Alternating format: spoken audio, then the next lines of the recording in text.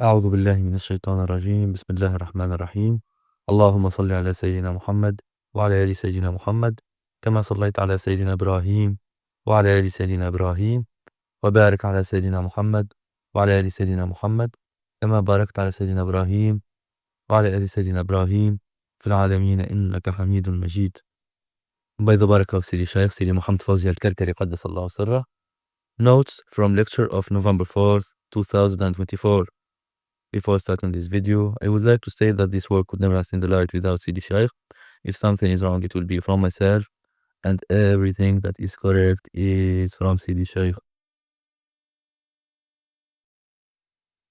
A female disciple asked Sidi Shaykh about performing the word during menstruation. She wondered if it should be performed exactly the same way, and what practices could help maintain spiritual progress during this time. She also requested general advice from Sidi Shaykh for women during their menstrual cycle. Sidi Shaykh replied that God created women with a monthly menstrual cycle, typically lasting up to 7 days. This involves the shedding of the uterine lining, which then regenerates. The cessation of menstruation in a young, fertile woman often signals pregnancy, highlighting the lining's crucial role in supporting a developing fetus.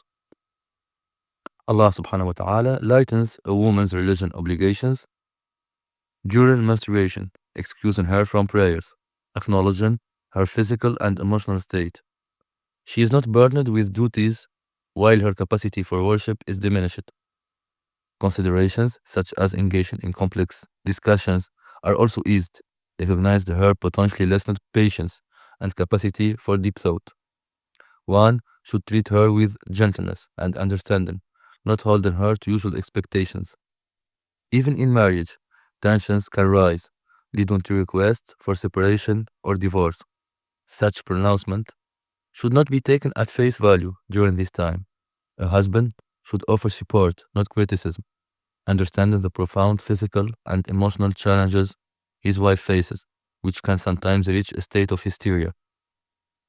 Since formal obligations are lifted, also the Shaykh does not impose additional burdens.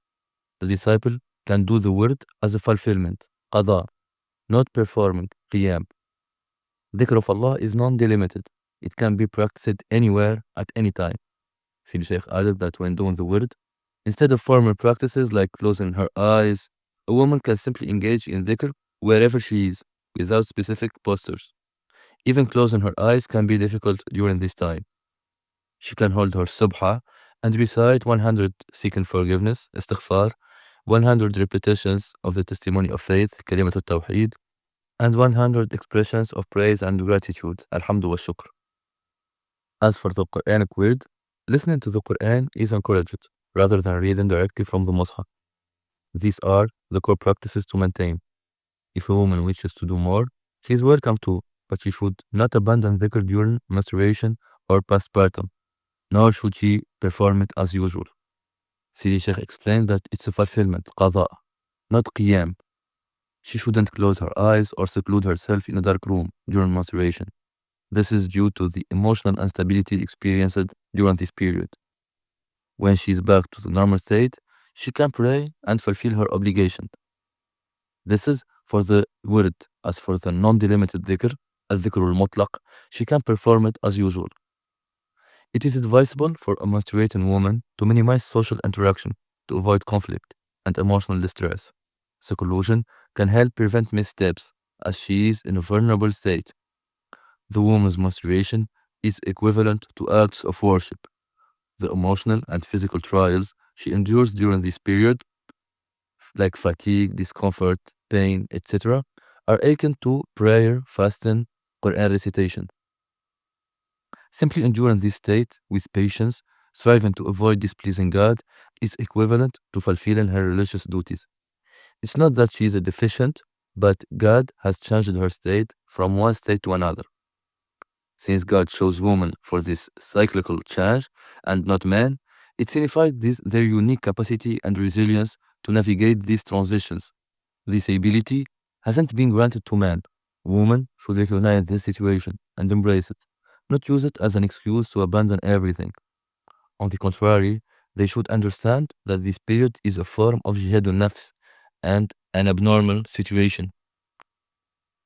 They should seclude themselves, remember God without these usual rituals, consider all directions as their qibla, and contemplate the creation of the heavens and the earth.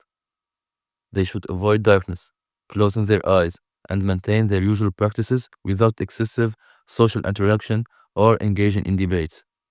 Sidi Shaykh added that a menstruating woman shouldn't take firm stances, as her judgment might be affected by the situation she is experiencing. Some women, through practice and divine grace, become less affected by these changes. Allah gave them the strength to overcome the situation, or the patience to support it and don't manifest it. This state does not signify impurity, as some mistakenly believe, but rather a transition to a different state, one that profoundly impacts mental and emotional faculties. One of the conditions for religious accountability is sound judgment, which might be partially compromised during this time. It's a temporary state, divinely ordained. God, in His wisdom, made this a means for procreation and the continuation of the human race. He has chosen women for this role. If they persevere, they are rewarded in this life and in the hereafter. So that was all for this video. الحمد لله الذي هدانا لهذا وما كنا لنهتدي لولا أن هدانا الله. لقد جاءت رسل ربنا بالحق. اللهم لك الحمد، اللهم لك الحمد، اللهم لك الحمد. اللهم صل على سيدنا محمد وعلى سيدنا محمد.